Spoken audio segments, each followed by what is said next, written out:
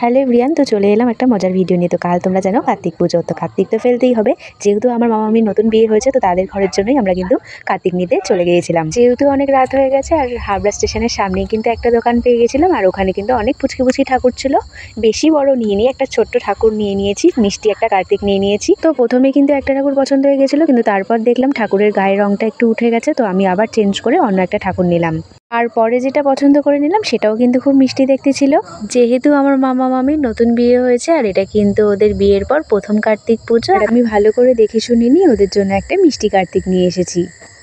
আর এদিকে দেখো, আমরা কিন্তু ওই পুচকি কার্তিকটা ফেলে দেওয়ার পরেই কিন্তু আরও দুটো কার্তিক পড়েছে। এখনো পর্যন্ত কিন্তু মামার বন্ধু বান্ধবও বাকি আছে, তারাও ফেলে যাবে। আর এইদিকে দেখো, এই যে আমার ছোট মামি আর একজনকে ঘরে তুলে নিয়ে আসছে কোলে করে। আমি আর আমার ভাই আর মামা মামি বাড়ির সবাই মিলে কিন্তু আজকের দিনটা বেশ এনজয় করছি। এই যে তিনটে কার্তিক দেখতে পাচ্ছ, এদের কিন্তু প্রচুর বড় একটা লিস্ট ছিল, তো মামি পড়ে নিচ্ছিল লিস্টে কি কি লেখা আছে। তো সবাইকে শুভরাত্রি। ভিডিওটা কেমন লাগলো জানিও।